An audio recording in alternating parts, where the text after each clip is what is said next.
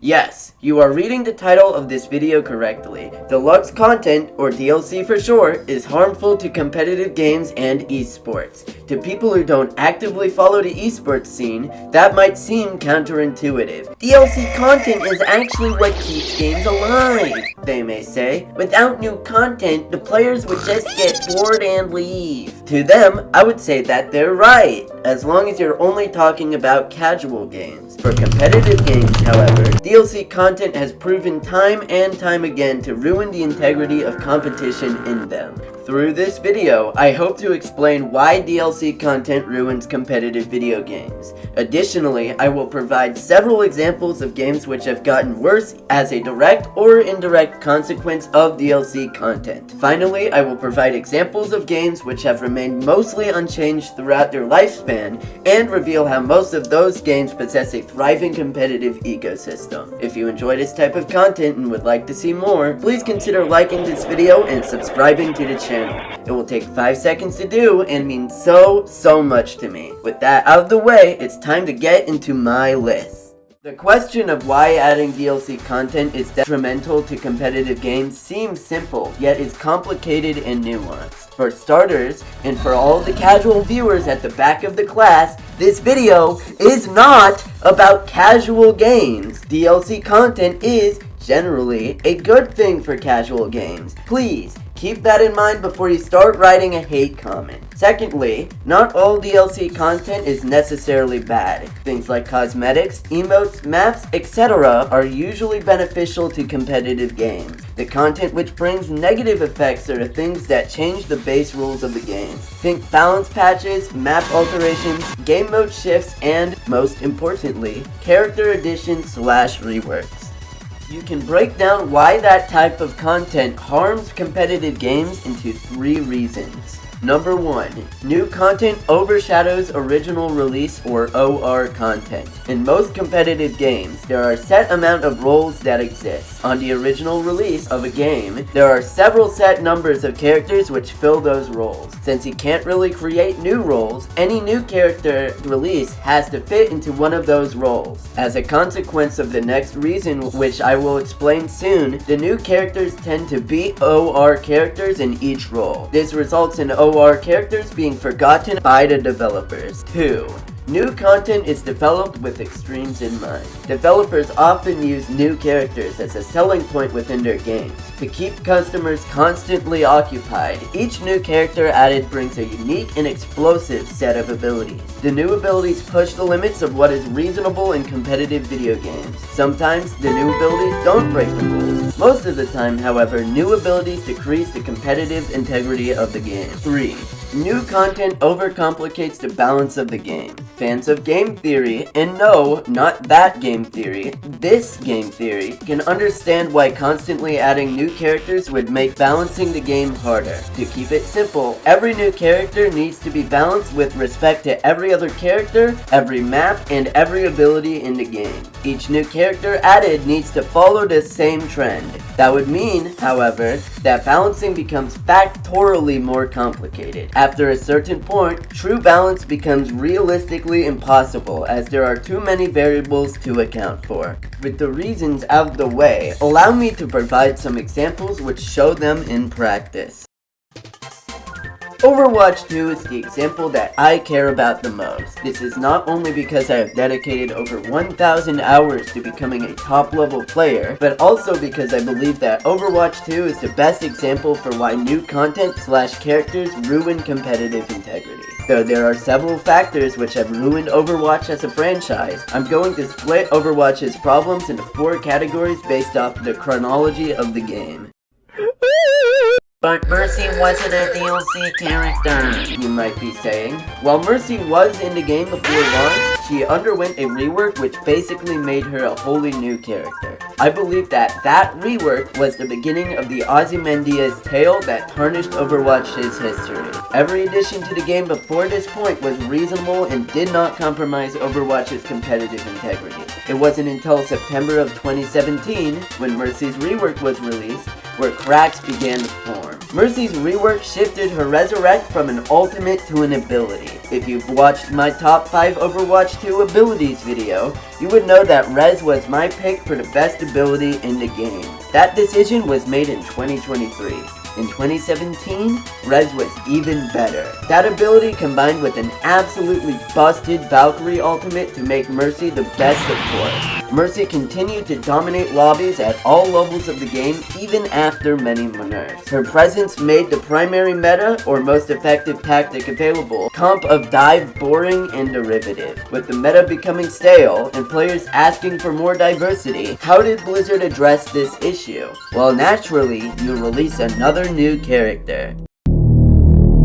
Blizzard, in their infinite wisdom, decided to release Brigitte as the counteractive force for the dive meta. Though Goats was slowly beginning to rear its ugly head in the meta, Brig is what allowed Goats to become truly mainstream. For those who are unaware of what Goats was, it was a composition which had 3 tanks and 3 supports. Important to note that there were no DPS at all. Brig facilitated this comp because of her AoE, or area of effect healing output, which worked incredibly well with the confusing amalgam that was the Goat's comp. She healed everyone around her by simply doing damage to enemies. Rowley, her ultimate, also produced an AoE effect which gave armor to her allies as well as to herself. Brig was arguably the strongest character ever initially released in Overwatch history. The only character that can contest that title is Sigma.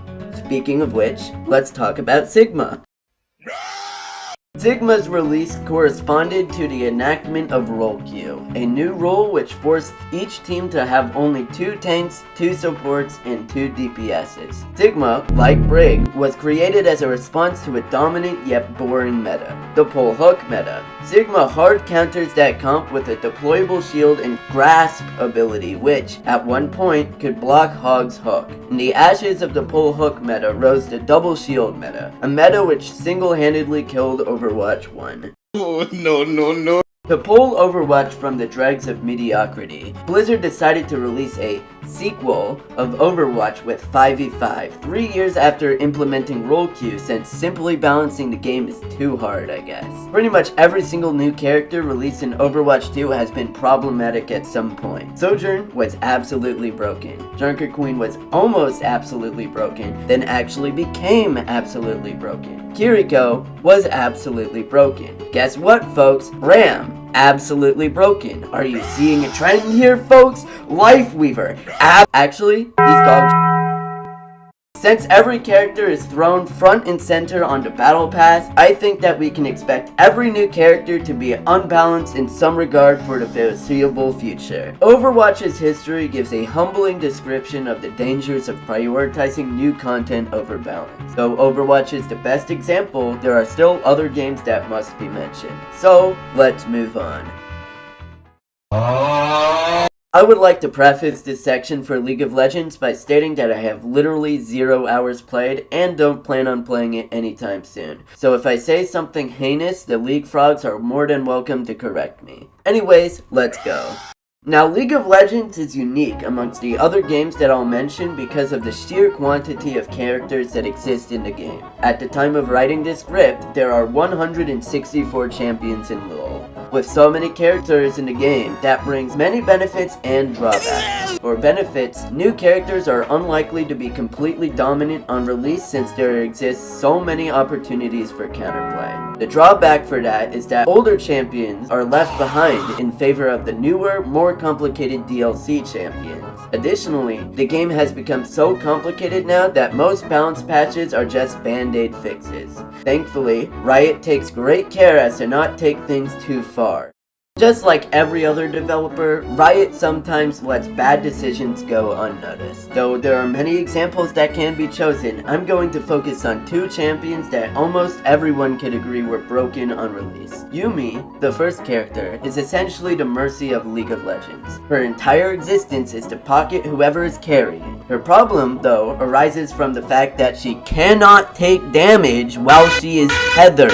Yumi was designed to help new players ease into the game. Just like Mercy, however, she found way too much value at the highest level. Riot has nerfed her to the point where she's less dominant, but the ripples of her annoyingness are still present to this day. The second champion, Aphelios, was a total juggernaut. On his release, he could do staggering amounts of damage using his flamethrower ultimate. So extreme was the damage, in fact, that he can make getting a pentakill a trivial task. Aphelios' kit was also complicated and nuanced, meaning that you can never predict what he was going to do. Similar to Yumi, though, he has since been nerfed to a reasonable point. For Smash 4, Cloud, and especially Bayonetta were the DLC characters which ruined the game. For Cloud, he had insane range and frame data on many of his moves. Alternatively, Bayonetta possessed an unmatched combo game which could 0 to death other characters with relative ease. She also arguably had the best recovery in the game. On her release, there was basically no reason to choose any other fighter. For Smash Ultimate, the main culprits for ruining the game were Joker and Steve. Joker had many of the same qualities of Smash 4 Cloud had. Good moveset, superb frame data, and Arsene, which boosted his damage. Steve was broken because he broke the rules of the game. Why, you may ask? Well, he could build a house. Literally. Steve can build a house on the stage. He also did insane damage, had ridiculous recovery options, and performed utterly bananas combos. It might have been bearable if you didn't have to pay to get him. Unfortunately, every Smash DLC character was locked behind a paywall. Good on you, Nintendo. You greedy bastard. Apex Legends actually don't have many characters that are overtly broken. The only two legends that have historically been considered OP were Gibraltar and Valkyrie. Gibraltar was released with the game in 2019, so he doesn't count. Valkyrie, on the other hand, was widely considered to be the best skirmisher in the game when she was released in 2021. For starters, she had a jetpack. Not necessarily broken, but jetpacks are always cool. When combined with her ultimate, though, she had insane vertical mobility which allowed her to escape many suboptimal positions with ease. Finally, Valkyrie's missile swarm can disorient enemies whilst also doing a sizable chunk of damage. She was required on every squad at the highest level and remained that way until she got giga nerfed in 2022. Hopefully no other character gets to that level of dominance again. When talking about Rainbow Six Siege and broken characters, you have to talk about Lion and Blackbeard. Starting with Lion, he was released in March of 2018 and immediately took the game by storm. His kit allowed him to track enemies through walls without putting himself in much risk. He can scan the battlefield for target 3 times per round, and there is nothing that enemies can do to stop it. There is only one way to not get detected. Stand still. Blackbeard is similar to Brig in Overwatch. Why? Because he broke the game with insane survivability and dueling potential. Additionally, he also got a shield which protects his head, in a game where headshots are required. Wow. His toolkit allowed Blackbeard to become the best character for straight duels in the game. Every time you fought a Blackbeard with a shield up, you would essentially lose. I saved Valorant for last because it's really an exception to the rule. The most problematic character releases, being Chamber and Astra, have both been changed to a state of relative balance. Though they were exceedingly dominant when they were initially released, it only lasted for a few months. Besides that, every new character released after Chamber has been mostly balanced. Every new character has their niche use cases, but they're not necessary for every map. I would say the only new character which is remotely problematic is Killjoy. However, she isn't entirely game-breaking either. Riot seems to have learned from their mistakes with Astra and Chamber and have released new agents with caution. Hopefully they can continue this trend for the future.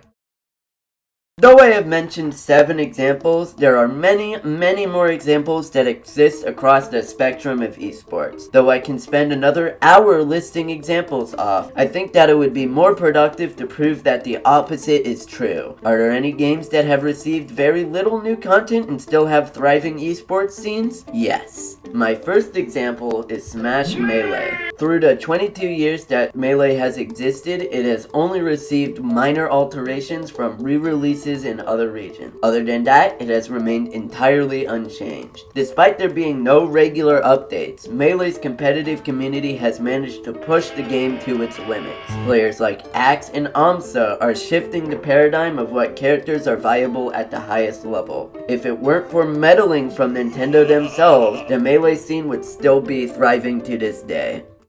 The next example is Counter-Strike Global Offensive. The only major changes that happened in CSGO are map alterations and the occasional patch.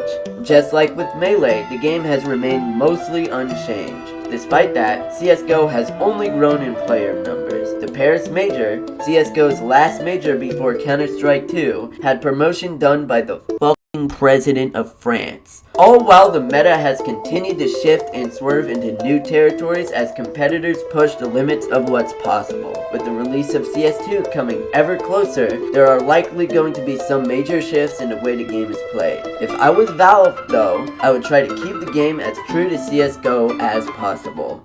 My final example is probably the most wide-sweeping of all previous examples: traditional sports. From baseball to tennis, basketball to soccer, football to chess. Every major game has had mostly the same rule set and structures since their creation. While changes do get added, they are mostly to streamline the flow of each game. Every game mentioned here continues to support communities of both casual and competitive players alike. You might wonder why I would bring up traditional sports in a video about esports. The truth is, esports are more than likely going to have to imitate traditional sports if it's going to survive long term. Esports isn't distinct from traditional sports because of its uniqueness or innovative spirit. It's distinct because it's underfunded and underappreciated by the wider populace. Part of following in the footsteps of traditional sports is to appreciate the grounds on which the sport was created. As a consequence, developers must approach each new addition to those grounds with caution.